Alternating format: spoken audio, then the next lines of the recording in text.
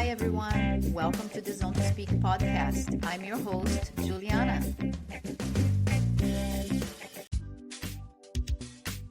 Hey, everyone. At Zone to Speak, I know how important it is to stay healthy, strong, and ready for every ride, workout, and adventure. That's why I'm sharing discounts on products I personally use and love, each one designed to support your performance, recovery, and overall well-being. Whether you are a serious athlete or just trying to feel your best.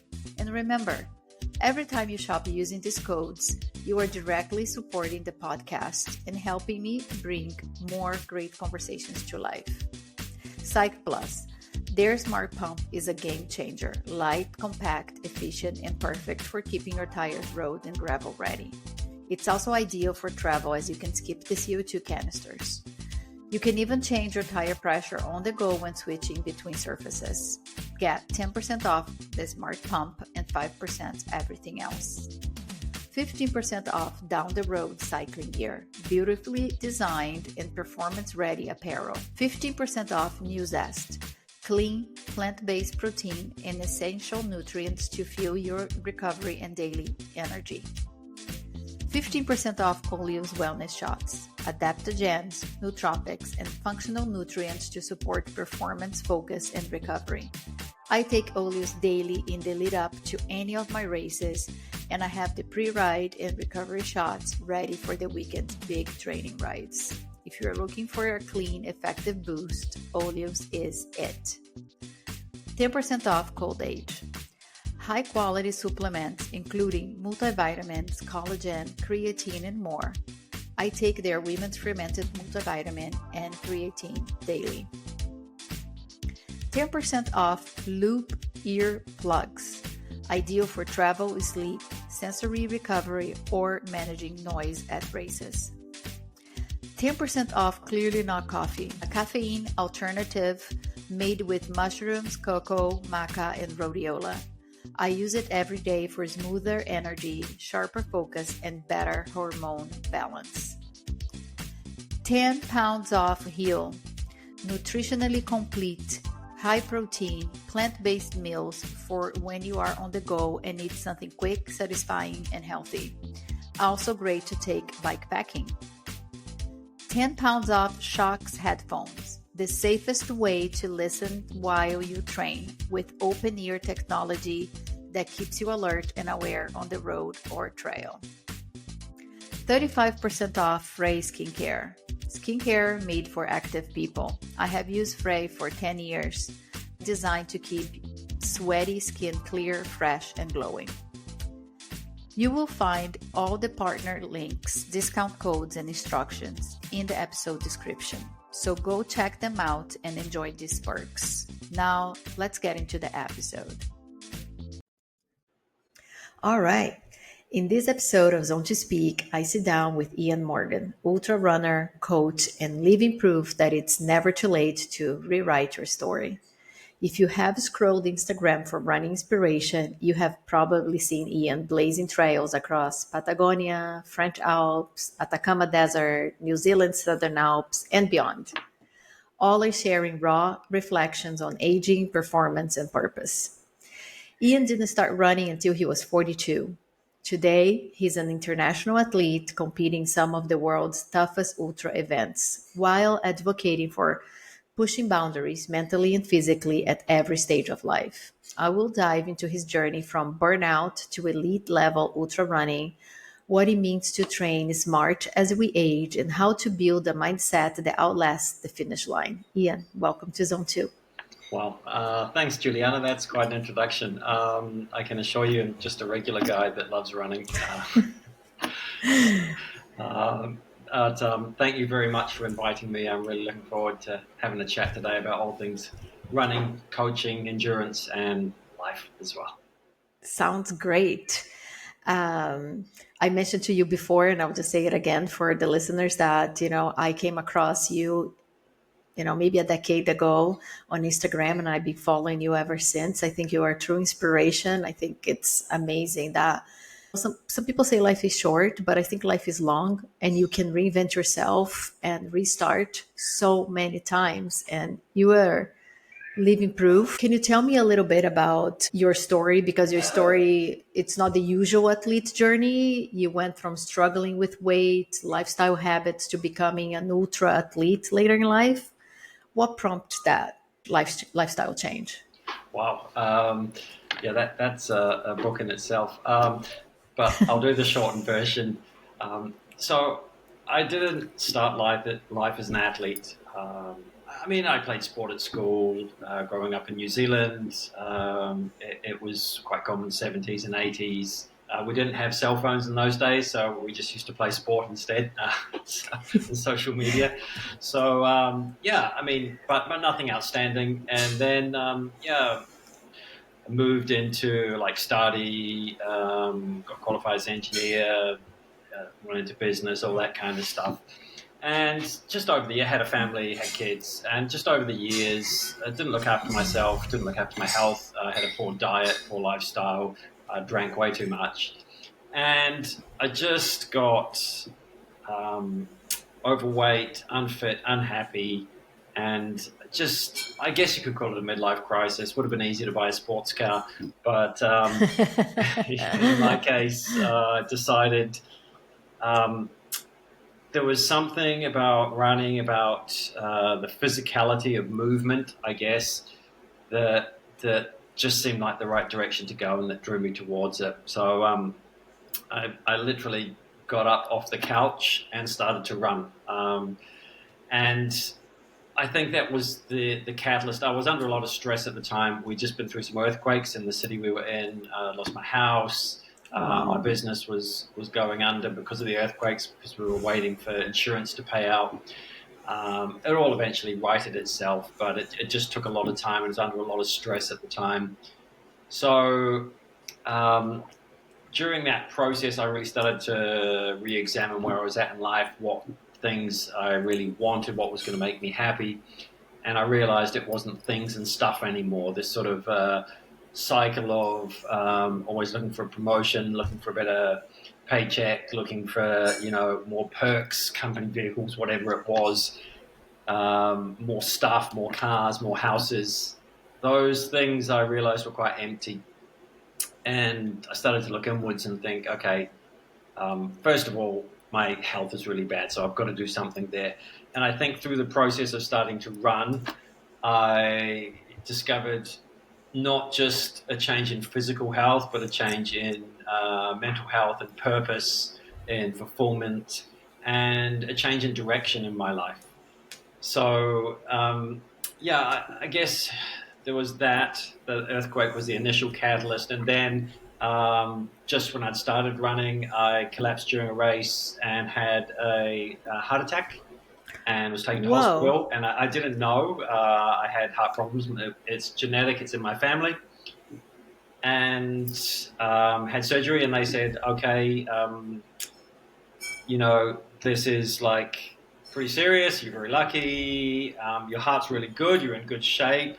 However, we recommend that you really shouldn't continue distance running or any kind of activity. Take it easy now for the rest of your life. And that was the advice of obviously one cardiologist. So I went and spoke to a couple of other cardiologists. One of them was actually an endurance athlete, and they said, no, it's actually the opposite. You should do more sport. You should do more activity. Your heart's going to be fine. It can take it. And Good. that's the path I took, and I haven't looked back. And I guess that point, being in hospital, lying in a hospital bed, made me realize that in an instant, your life can change. It can end. And I thought, okay, what do I really want to do in life? What do I want to achieve? What do I want to um, get up for each morning and do with purpose and passion? And I decided to pursue endurance sports and travel and just experiencing life. I think will be probably to the fullest and the best way I knew how.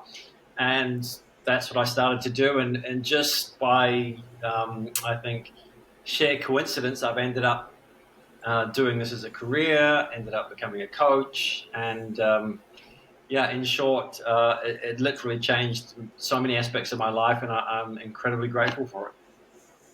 What an incredible story. And it's so important to get a second opinion, for so many 100%. people.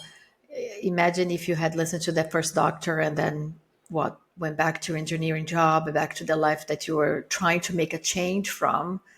So good, you found a doctor that also could relate because he was also an endurance athlete, and look where you are now. Actually, she was a Canadian cardiologist, and she was an ultra runner as well. Actually, at that stage, I didn't really know anything about ultra running or ultra endurance. So it was it made a massive difference to hear it's okay, and you can find some new boundaries and limits and push them. And obviously, a disclaimer here: my story is my story and my journey. I do get my heart checked. I have had multiple other surgeries to correct some issues that I had with my heart that were genetic. So yeah, I mean, each person's journey is different when it comes to health. Although I would always recommend getting multiple opinions and getting a Yeah. lot of people to look at it, because even doctors and professionals are just giving their view and opinion based on their experience, not based on necessarily what's the best for you. So, yeah, always seek many opinions when it comes to your health. 100%. I had Tanya Strohmeyer. I'm butchering her last name. She's a big triathlete, and now she's like top 15 in the world doing high rocks. And yeah, she also had a journey of like, no, you're never going to be able to walk again. And Exactly. rounds and rounds of doctors. So it's super important to not to give in on that first diagnosis. And yes, everyone has their own journeys, and you need to do what's best for your health, which could be different. Absolutely.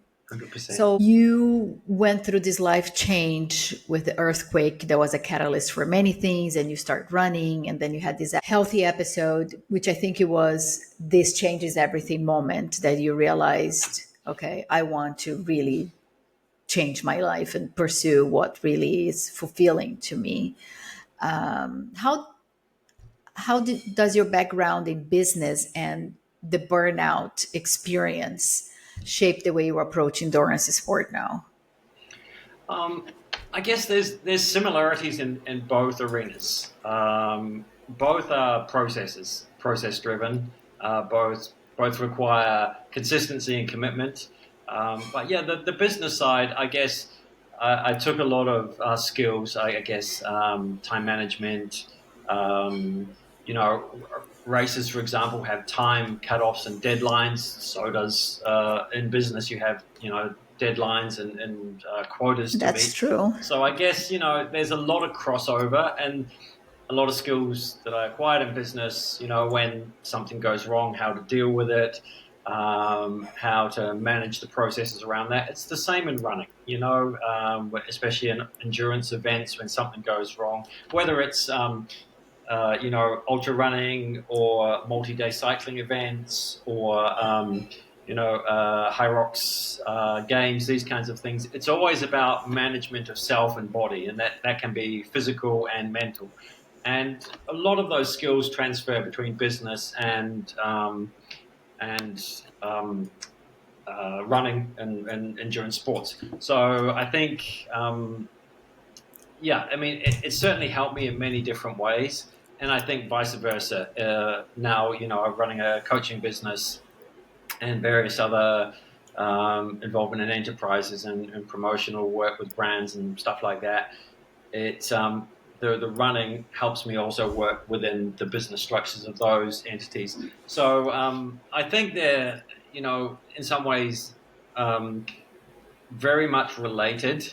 I think the only thing is I don't like to be stuck in an office in front of a computer all day. So I've just swapped the environment around me, which thank goodness, because I really was not much of an office person, I must admit. Yeah, no, you're absolutely right. Like there are so many parallels with both worlds, but obviously sports, you're in nature, it's completely different. Even though like there is those similarities of deadlines, and you touch on a point on the mental and physical, especially on the mental. So ultra races often are more mental than physical.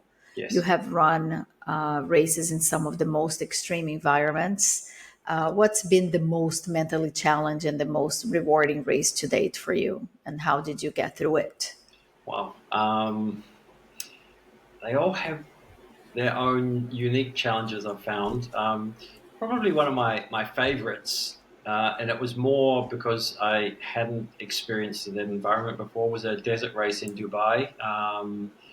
That was a stage race, 270 kilometers in the desert outside of the city. And that was really cool because I'd never run in the desert before. I hadn't experienced what it's like to have no shade for a long period of time. Yeah. Uh, and, there were, it was a learning experience about hydrating properly, you recovering and eating properly between each day and each stage. So this was probably by the last day of the race, the accumulated fatigue and then the challenges of running in the desert. For example, I lost all the toenails I had. I only had one left at the end of the race. All the other nine came out. Wow. So I had like all my feet were like sort of messed up and a bit bloody on all where the toenails were, Wow. just from being in shoes and being wet the whole time from sweat and the heat. Yeah. Um, so that was like physically quite uncomfortable, but more so when I stopped. And also mentally, it wasn't so hard in the race. I just kept going. It was actually afterwards when I'd finished that it really hit me for a week or two afterwards, just like the enormity of how it affected my body, how it sort of threw my sleep and eating and routine and everything. Because when you're in an endurance event, you tend to just be focused on what's in front of you. It's like drink enough, eat enough, and just keep moving forward. And then when it all finishes, everything sort of hits you at once. So yeah, that was interesting. I like to think the price of finishing the race was I had to leave a little bit of my soul in the desert. It's like that was the price, and that's what it felt like. It felt like a little bit of me was taken away to be able to do that. And then, over the next few weeks after recovering and resting, I sort of came back to my old self, and yeah, I was planning the next event. But certainly that had more of an effect on me than I thought. And then I realized it was because I was trying to fight this feeling of being overwhelmed after the race, and that the sort of it's just your body flooding you with hormones and adrenaline and cortisol, and sort of it's all over the place for a bit. Then it settles down, and I realized that rather than trying to fight it and like keep pushing on after the race, I should just let it wash over me like waves at the beach and just accept it, and it's how I'm going to feel. And now when I have a really challenging race, long race, I just do that at the end, and I'm fine. I just accept that I'm gonna have this sort of reset period. Yeah, so I think that was probably one of the most challenging mentally. Physically, I was able to handle it, but mentally, I wasn't prepared for the feelings afterwards.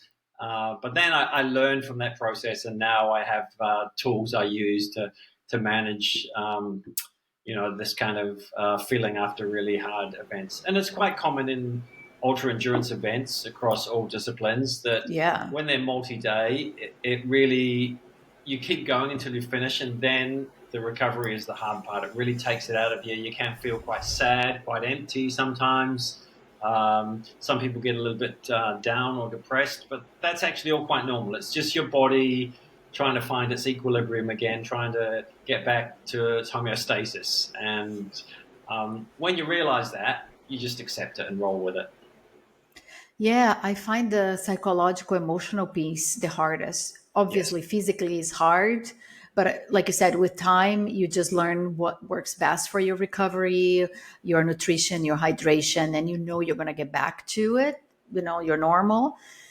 But the mental and emotional, like it's really like a withdrawal and a shock going back to quote unquote reality of exactly.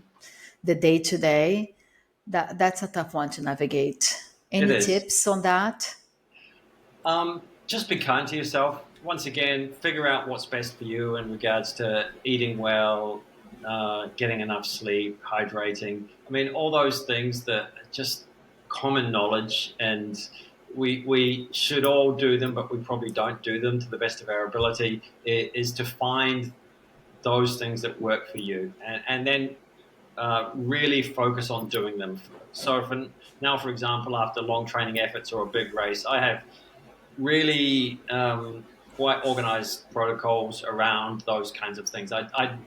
People will want to do something, or we should go and do this next, or we have to travel here, and I'm like, okay, I'm booking like 2 or 3 days here. I'm going to take care of myself. Here are the things I need. I either take them with me to the country I'm in, or I organize someone to have them there available. And I really focus on self-care first, and then once I've taken care of myself and I'm starting to feel better, then I can jump back into things. But to just go from one thing to another is a really dangerous thing. And I think that comes with experience and age. I see certainly in the people who are younger who can recover quicker tend to just jump into the next thing. And I think it's really important to not do that, and look after yourself first.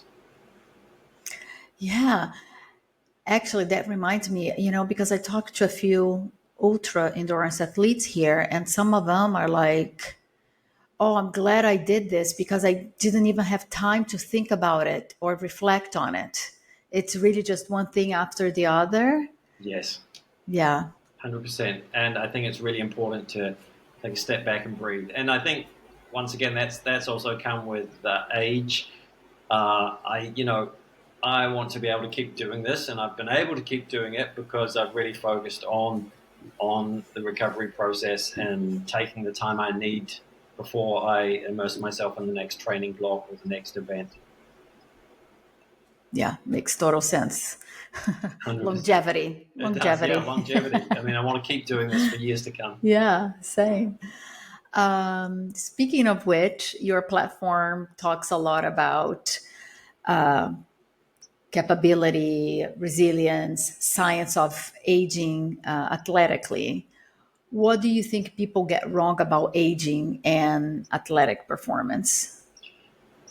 I think there's two camps.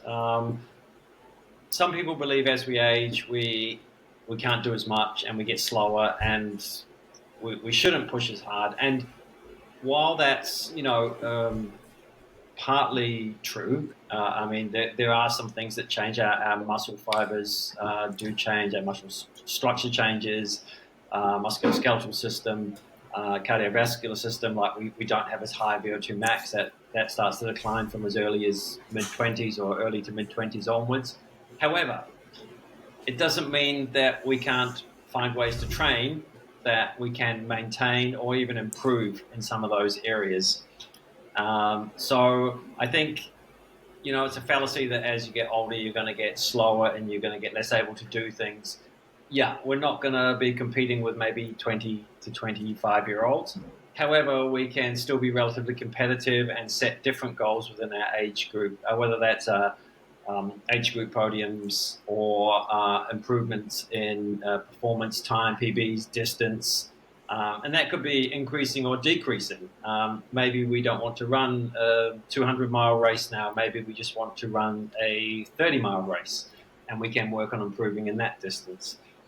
So I think there's the one that's like we slow down as we age. I think that's a fallacy. I think we can still perform well into our 60s and even 70s in some cases, and beyond. There's people doing it at 80 and 90.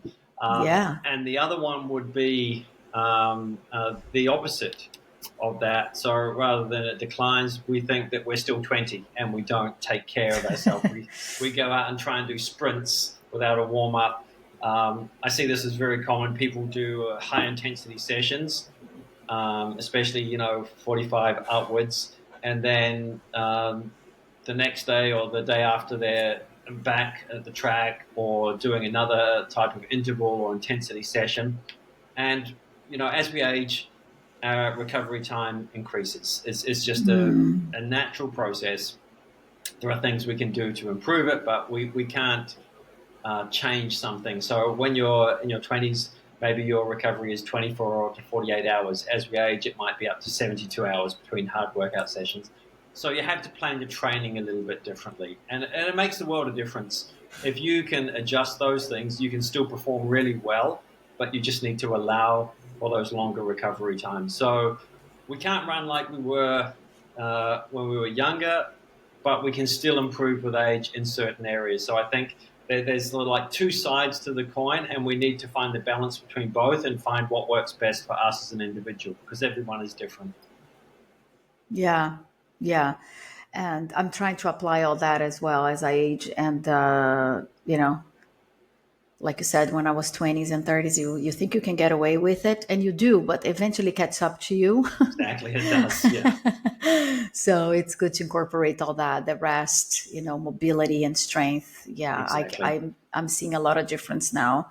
And I think for me, and I think for a lot of people, you don't want to take the time away from the running or the cycling, and you put on the back burner, the yoga or the stretching, whatever it is, until it catch up to you, and then you have no choice, which is my case, speaking from experience. 100%. Yeah. I mean, we're all guilty of it. I'm the same. I didn't start seriously strength training until I started to have recurring injuries. And then I said, okay, I don't want to just continue doing this, racing, injured. So I said, okay, there's got to be a better way. I started the course of strength training, mobility work. And yeah, and it's such an incredible investment. Now, as runners or endurance athletes of any type, I know most of us don't really like strength training if it's not our core sport. Yeah. I'll say I've struck a lot of resistance, especially with, being a coach. I've seen it throughout my client base that why would I want to do this? I want to run.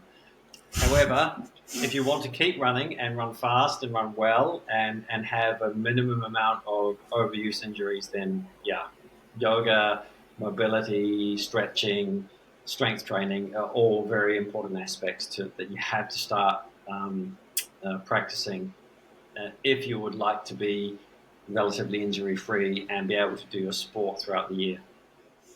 100%. Yeah, I'm pain free now, and it feels so good. So I religiously go to the gym, do my yoga, loving it. Actually, I think Oh, once you start seeing fantastic. results, you start to Yeah, enjoy it. exactly. It just takes time from that mindset to shift of like, oh, I just want to be on my bike.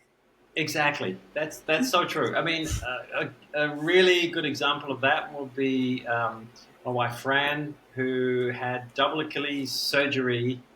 What it will be 3 years ago now. So she was in a wheelchair, both Achilles cut and reattached. The bone spurs scraped Ouch. away, and a lot of doctors said, "Oh yeah, well you can't run, you can't do this again." She's now fully running again, running ultras again, running pain free, no issues at all. Now she spent 1 to 1.5 years in really strict rehab, really working on everything, mobility, strength, just really focused on it. She was in the gym in the physio's office, 3 or 4 times a week, just doing everything she could. And she still strength trains now regularly, 3 times a week, goes to the gym, does all the things she needs to do. So it is possible, even after something that can be a sport-ending type surgery, to come back. But you really have to focus on doing that strength and mobility work. Yeah, you need to put the work in. I follow Fran, so I went through her journey, and I was really cheering for her to have a full recovery. And it's so good to see her out in the trails now. She's amazing. She's so happy. Yeah, she's very happy. Yeah. So you're also a coach. How do you approach coaching now that you have had such a personal transformation in your own life? Good question. Like with coaching, I found it's very individual. Each person is different. Each person requires different stimulus to produce the results that they desire. And I think, having lived a number of years now and gone through, a transformation myself from losing a lot of weight and being very inactive to being active. Some of my clients are in a position like I was when I started. So, yeah, I can empathize with what they're going through, the challenges they face, and how to navigate those challenges. So, when people say, "Well, I'm in my 40s or 50s, it's too late," well, it's not. You can change. It's not easy. I'm not going to pretend it is. And the older you get, the harder or more challenging it can be. However, it is possible. So once again, it comes down to the commitment and the time that you put into it is the result you're going to get out. I'm not saying that. Everyone is able to do that because we all have different busy lives, but you can make small changes. And I think that's the biggest thing. It's not about these 30-day transformations and all the social media stuff that's out there. It's about changing your lifestyle for the rest of your life and progressively making these changes. These are the things that are sustainable. To go on crash diets or, you know, um, really intense exercise regimes for a short period of time, yeah, you might lose some weight or get short-term fitness, but it's usually a path to burnout and stress and more fatigue and other issues. Small, sustainable changes daily over time leads up to big changes. There's no secret. There's no shortcut. It's really just that's all it is. Now, finding people to develop patience and consistency will be the hardest thing because we all want it now. You know, Yeah. so I think as a coach, I can understand that, but from my experience, just be patient. Don't think in terms of months, think in terms of years, and then you'll make some really solid, sustainable changes, and you'll start to see the results that you want. Um, Generally, if you're thinking about in 3 months, I'm going to be able to do all these things, it's not realistic, especially as you get older. I think long-term sustainable changes is the key. So I help clients with that, and that going through this myself, my own experience, I can relate when people get injured, when people have health issues. I've been through all these things, yeah, I can empathize with them, I can relate with them, and I can also adjust the training to suit their individual lifestyle requirements. Yeah, you're speaking my language. I am a nutrition coach. And yeah, when the first thing I say when I meet a client is exactly that. Like, if you want to lose weight in 3 weeks, I'm not for you. Yeah, It's really about slow building habits, sustainable change that e- you can take it forward and you'll never need me again. I hope. exactly. Yeah. You know? This is the thing. And nutrition, I mean, that's a good topic because I ate terribly when I first started to lose weight. And I tried the things like, really big calorie restrictions and just not stopped eating. And then I had no energy and then I was getting injured. And then eventually, after seeking some advice, I realized that, yeah, sustainable changes gradually over time. And then all of a sudden you start to develop these habits that instead of buying these things at the supermarket, you're starting to buy these things. So for example, instead of buying potato chips, I'm buying avocados and chicken and broccoli and whatever, more whole, fresh foods and getting my protein, my macronutrient balances right. And then it starts to become built into your lifestyle. And then it becomes a habit. And then it's just what you eat. It's not like I'm eating healthy. It's just this is how I'm eating now. Yeah. And, if people could realize that that takes time and it's okay that, yeah, now and again, I reintroduce things like dark chocolate, and occasionally I'll have a croissant or something, but I don't have a croissant or three croissants every day, for example, or whatever. Each to their own. Whatever you want to eat is your choice, but you start to figure out what works for you, what fuels you, what helps you have enough energy, and then that just becomes part of your lifestyle. So when people say, do you have a healthy diet? I just have the food that I eat. I consider it fuels me, allows me to recover and live a good life. I think we need to get away from fads and trends and crash diets and people are like, are you in this low carb camp or you're in this plant-based camp? And I'm like, well, I'm just in whatever works best for me and is healthy camp. And I think it's different Yeah. for everyone.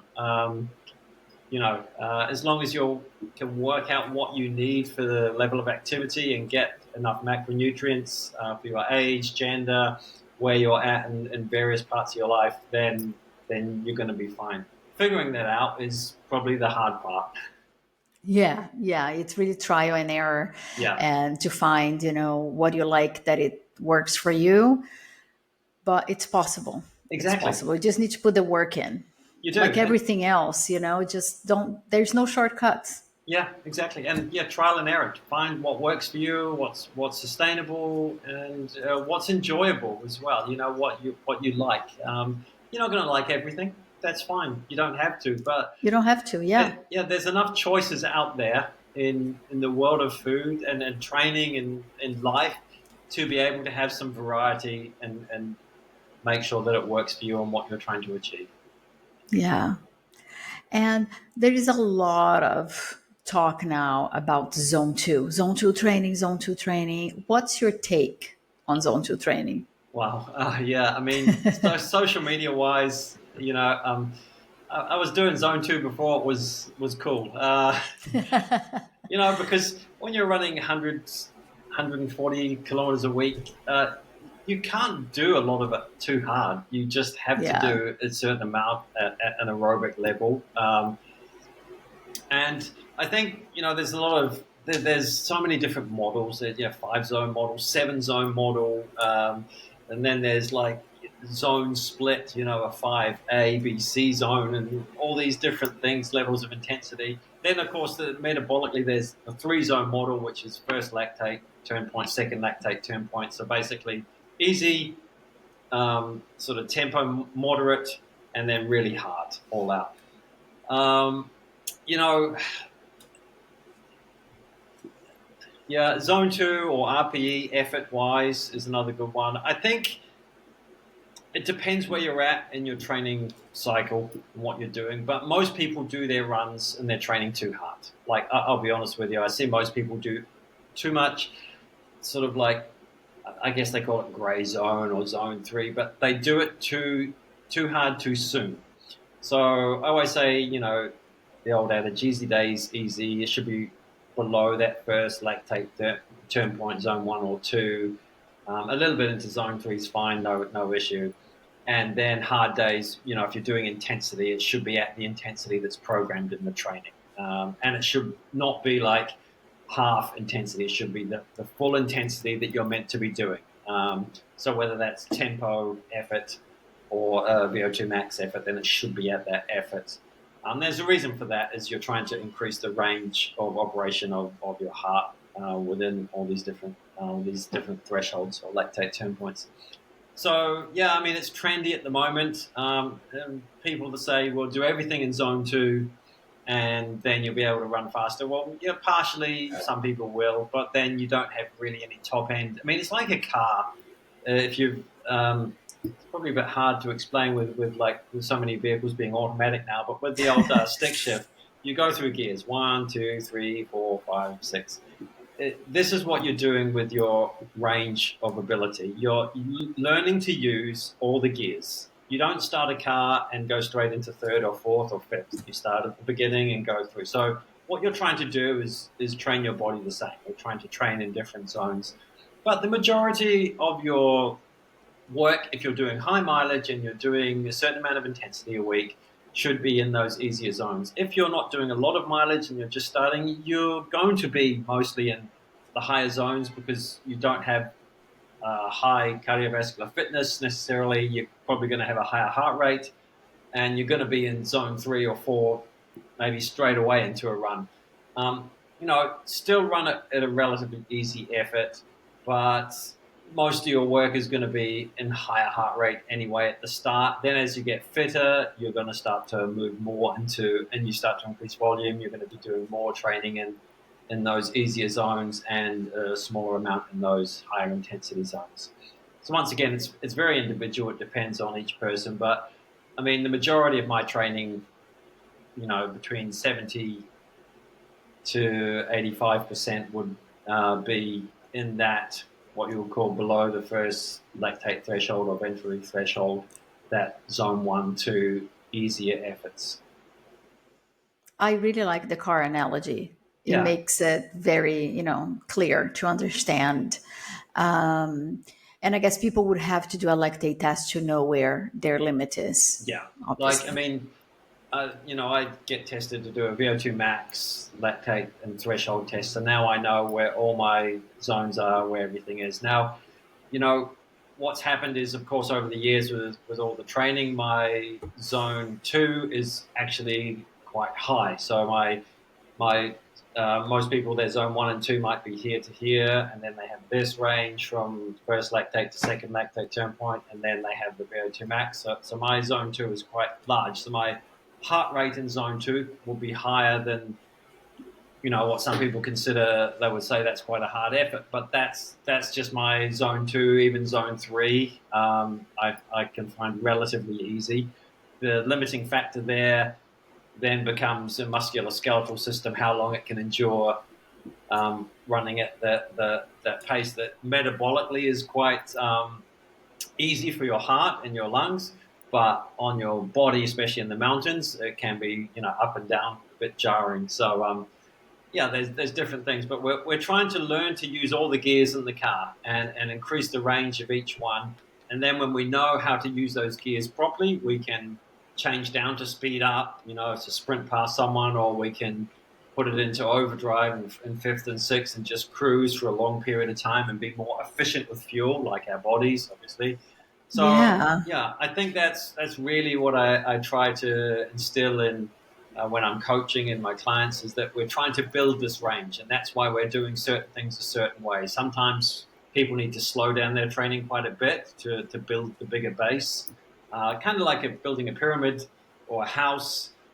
The bigger you build the base, the more rooms you can put on top, or the higher you can build the pyramid. And that's what we're trying to do with zone 2, this easier zone training. Build a Got big it. base so we can put more rooms on top, or build a higher peak on the pyramid. Wow, that makes so much sense. Thank you. So, changing gears a little bit, speaking of the cars, Speaking no of, pun intended. yes, You are from New Zealand. You split your time between Chile and Spain. yes. What drew you first to those places? Well, I got to be honest. Chile is because that's where Fran is from, my wife. So we met actually on Instagram. We just became friends, never having met each other. And then she was holidaying in Italy, and she said, "Why? I know it sounds crazy, but would you like to meet me in Italy?" And we were just friends at that stage, nothing more. And I said, "Sure, why not?" So I hopped on a plane, flew 30 odd hours to Italy Wow, from New Zealand, and yeah, we obviously the the rest spark, is history. yeah, spark ignited, and the rest is history. And eventually ended up moving to Chile for a bit, and then yeah, moved there more permanently. And then during the pandemic, we started to live between Chile and Spain, and now we spend our time about 6 to 8 months of the year in Spain, in Europe, and about 4 months of the year in Chile. So the best seasons. Yeah, Very nice. always summer. Yeah, endless summer. Nice. How is the running community in Chile compared to Spain? It's interesting.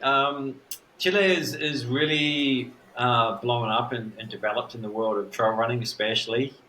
Always had quite a strong road community. They had the Santiago Marathon for a number of years. But trail running, since I've moved there, has really exploded there. They now have a large number of events, have some really good runners. In South America, actually, in total, there's some incredible runners.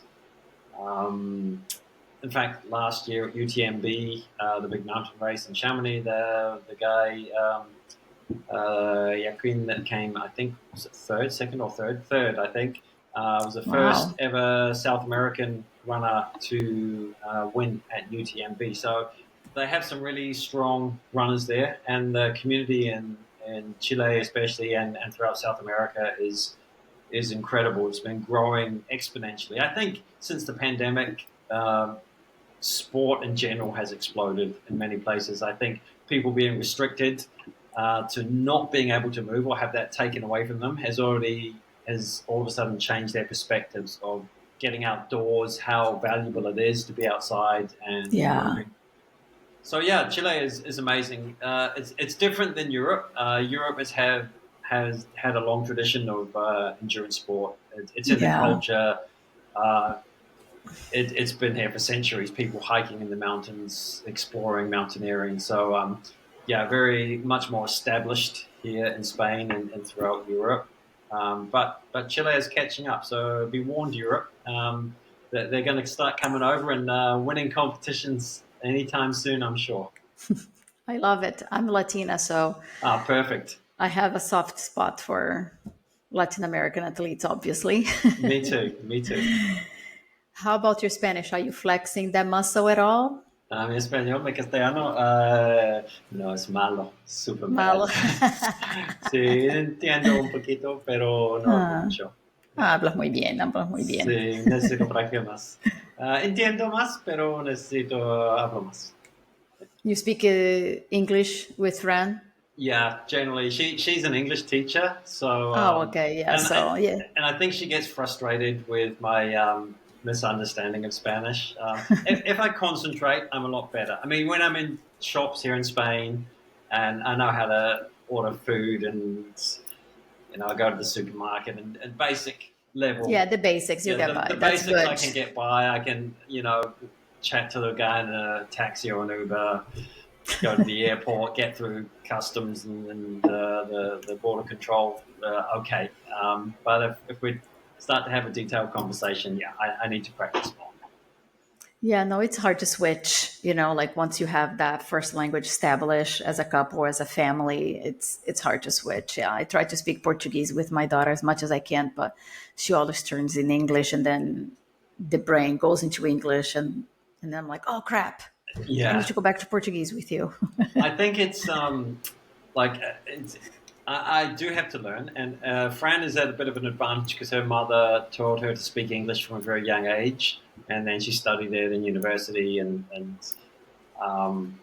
she has quite a good advantage. Although Fran also has a natural ability for languages, she'll pick up Portuguese or Italian quite easily. I mean, they're Latin-based languages, so I think it's that there are similarities as well as differences. Um, but yeah, she definitely has an advantage in that side of things. I'm New Zealand is a very we're not like Europe. We're so far away from Yeah. everywhere that English is the Yeah, you only don't have language. much exposure to Yeah, other cultures exactly, or in languages. Yeah, exactly. it's Whereas in different. Europe, most people speak 2 or 3 languages. Yeah. Yeah, Yeah, because it's everything's so close by. You're absolutely, yeah. That's a good point. That's a good point. exactly. I need to have Fran on the podcast. I You love her. do. You have to. Yeah. Yeah, yeah. Put a good word in for me. I'll I reach out will. to I her. will. Yeah, she would love it. I'm sure. And what's next for you? Any big races, coaching projects? What's on the horizon for you? Wow.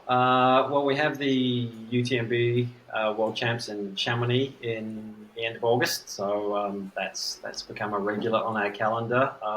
So as well as running it myself, I'm doing the 176-kilometer round race around Mont Blanc. So it starts in Chamonix and finishes in Chamonix, but we have to run through Italy and Switzerland and then back into France. So starts in France, Italy, Switzerland, back to France. And it's a big loop of the Mont Blanc Massif. So all around the whole mountain range, over mountain passes. And it's an amazing race, very beautiful. So I'm running that. Fran is running there as well. She is running a race called OCC, which is a 55-kilometer, 3,500 meters vertical gain race from Wow. Switzerland to Chamonix. So that's going to be great as well. And I've got some clients running in various race distances there as well. So it's really going to be a very busy couple of weeks that we're going to spend there supporting clients as well as racing ourselves and Yeah. working with brands. And yeah, that's the focus for now. Then after that, we'll be doing another race a little bit later in the year in Switzerland with a race series that we've been working with. We've actually just come back from Switzerland from a race in the mountains there. And we're going to be going to that towards the end of the year. And in between, we're looking at a couple more UTMB type races to run. And yeah, just some smaller events, local events that we'll be running as well. So we have a busy calendar, and Very busy. and as well as supporting, clients in various places in the world. I just had one at the weekend, finished a race in the US, Tahoe 200 miles in Lake Wow. Tahoe. So I really enjoy that aspect of my work as well. I love supporting clients and seeing them do well and achieve their goals. Yeah, I'm sure that's also very fulfilling. Yeah, absolutely love it. Well, I guess like with nutritional coaching, you like to see when people do well and they you share in their success. I guess you're. I mean, I consider myself a very small part of it, but it's really good to go on the journey with them and see them do well. I think that's very Yeah. rewarding. Yeah, it's a wonderful feeling, absolutely. Yeah, and I think yeah, we're part of it, but I feel like a small part of it because they have to carve their journey. They have to Exactly. put in all the hard work, Yes, and it's so great to see people excel. that's fantastic. Yeah, Yeah. How yeah. about you? Are So you have you got any cycling events coming up? I too. I'm actually planning a bike packing. So Ah, it's not fantastic. like a race, Yes. but it's a dream. It's My best friend and I are going to Cappadocia in Turkey. Oh, wow, that will be amazing. Yeah, yeah, really, really excited about that. And there might be a race in November in the south of Spain. It's a new concept. So there is a couple that created this race across Europe called Via Race, Yes. and they do a historical route. So this year is the second edition. But anyways, they are trying to create something different, and they're calling Via Games. And I don't know how it's going to work. All I know is that it's going to be robbers versus cops. Ah, very cool. Yeah, so I don't know how the race is gonna work, but I've been invited, and I'm definitely gonna be part of it. Of Yeah, course, definitely yeah. gonna be It, there. it Yeah, sounds really cool just to see what the concept is and how it's all going to work. It's going to be a lot of fun, yeah, I'm sure. yeah. There's something to do with castles. So in my mind, I'm imagining the robbers probably have to hit all the castles, and maybe the cops have to try to catch the robbers. I don't know. Gotcha. Ah, We'll okay. So see. it's got a game element as well as a endurance element to it. Yes. Very cool. Yeah, yeah. I think it'll be super fun because we Yeah. also split the race in two teams. Yes. So you also have to work together. I don't know how it will work, but it sounds like a lot of fun, like it being a kid again, you know? Yeah, that's the joy of sport is trying new things and seeing how they fit into what you like to do. And once again, if it's fun and you're on a bike and there's other people doing it as well, it's just going to be a blast, I'm sure. Yeah. Well, I just have now a few rapid fire questions for you, just for Okay. fun. Okay. So, favorite place to run if you have to pick one, Patagonia or French Alps? I'm going to say Patagonia just because of the isolation. Sorry, French Alps. I do love you, but Yeah, it can get crowded. I hear you. I'm also for solitude. yes.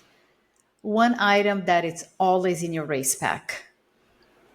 Well, nowadays, I've got to say my cell phone because I need it for navigation and emergency purposes. I know it sounds a bit boring, but it's really like for safety more than anything. And it's also the camera. So, I don't know. I Yeah, like taking social media. pictures. Yeah, that's true. That's true. Yeah. How about, is there a race still on your bucket list? Oh, there's so many. Cappadocia in Turkey. There's a race there that it's just so beautiful. I want to see all the balloons in the morning. Go in Same. there, stay in one of those hotels and those like rock cave hotels. So yeah, let's say that one. That because you brought it up, it just popped straight into my mind. Yeah, I don't think you can go wrong. It looks just so breathtaking. Absolutely incredible. Is there a piece of advice you would give your younger self? Yeah, take more risks. Good one. Ian, thank you so much for being on the podcast and sharing your journey, which is incredible. And I'm sure it's going to inspire many listening to the podcast. Thanks so much, Juliana. It's been a pleasure talking to you. And that's all for today's episode. I want to thank the listeners for tuning in. Your support means everything. If you enjoyed this episode, please consider following, leaving a review, and sharing it with your friends.